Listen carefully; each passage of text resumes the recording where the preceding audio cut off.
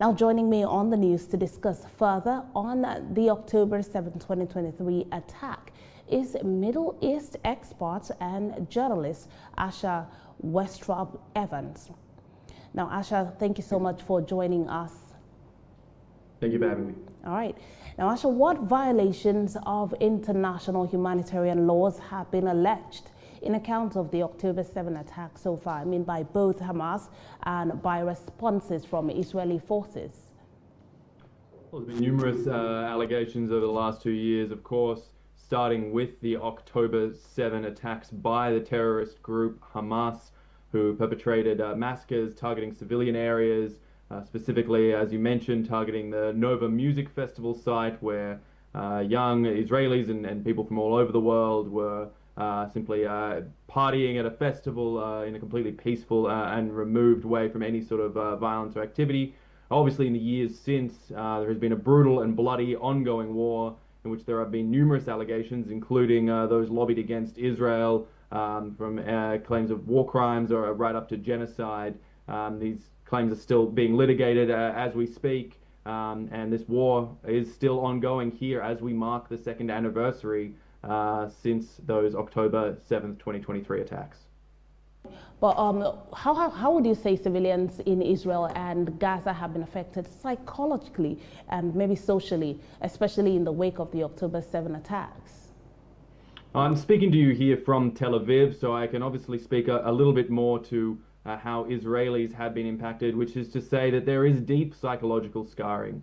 The October 7 attacks came during a period of relative calm in the ongoing conflicts that waged periodically here throughout Israel and the wider Middle East. And it was an absolute shock to the system of Israelis, completely unexpected, overwhelming in nature. And as I said earlier, the brutality of the atrocities that occurred, the bloody murders, rapes, severe actions and atrocities perpetuated by the Hamas terror army have left a psychological and physical scar across Israel that is still very much open 2 years later. Of course, inside Gaza, we've all seen the footage. There is obviously mass displacement. There have been many civilians that have been caught in the crossfire during ongoing bombardments and attacks, as Israel has attempted to take out the Hamas terrorist infrastructure that is built throughout the Gaza Strip. There are hundreds of kilometers of tunnels that are built directly under civilian areas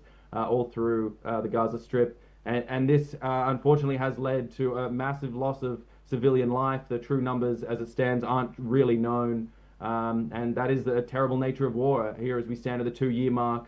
And this is why it is so important that so many people are pushing for there to be a ceasefire, if not full-blown peace, return of the hostages by Hamas, disarmament of the Hamas terrorist army, and a plan to rebuild Gaza in some way, shape or form without the control of Hamas.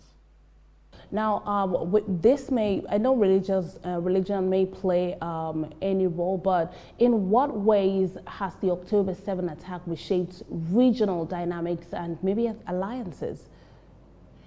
Certainly there's been massive shifts since October 2023, October 7, 2023. I mean, if we look back at the Middle East as it was then, obviously you had Hamas as a fully empowered terrorist fighting force sitting inside Gaza. You had Hezbollah sitting in southern Lebanon, right on Israel's northern border there. Bashar al-Assad was at that point still in charge, at least nominally, in Syria. The Iranian regime was at full strength, and the axis of resistance, the ring of fire around Israel, had been planned by the Ayatollah and his administration there from Iran. That has all since changed dramatically in the last 2 years. We've seen the fall of Hezbollah. Hamas has had its power significantly reduced, if not totally and completely. Obviously, Bashar al-Assad has been replaced and toppled in Syria. The Houthis do still fight from Yemen, and we do get periodic missile strikes here in Israel from the Houthis firing ballistic missiles to Israel. In fact, there have been a few drones and earlier sirens reported in Israel just today. It is a somewhat regular occurrence here. But really, the Middle East has been fundamentally reshaped. Obviously, Iran and Israel fought that bloody and brutal 12-day war. The Middle East is unrecognizable from where it was 2 years ago, although the wars are still ongoing and the dust has yet to settle to see how everything will ultimately pan out. What do you say maybe are some of the implications of the October 7 attack for the peace process, or maybe prospects of resolutions in the Israel-Palestine conflict, if there is any? I mean, I would say at first, over the last 2 years, there has been a lot of anger. There's been a lot of anger from the Israeli side at the atrocities perpetuated by Hamas. There's been a lot of anger from the wider Arab world and the Palestinian community, both inside Gaza, the West Bank, but also the diaspora spread around the world at the ongoing violence that has been occurring there. There is huge anger, there is huge frustration, but there is also hope for peace, and I think the latest peace plan that was put forward by US President Donald Trump, the 20-point peace plan, has been welcomed by many stakeholders, including surprising stakeholders that haven't really joined on to such peace plans in the past. Israel's Prime Minister Benjamin Netanyahu has indicated he is strongly on board with it, but also leaders from Qatar, Saudi Arabia, the other moderate Sunni states in the region. There is seemingly the best chance we've had yet in the last 2 years for some sort of sustainable peace. Well, will it go through? Will Hamas agree? It seems they appear, based on reporting, to be the last significant holdouts for this peace negotiation. And if they come through and agree to the terms, it seems like we could actually have peace, a return of the hostages to Israel, those that still live. There are 48 hostages and an estimated somewhere around 20 that may still be alive.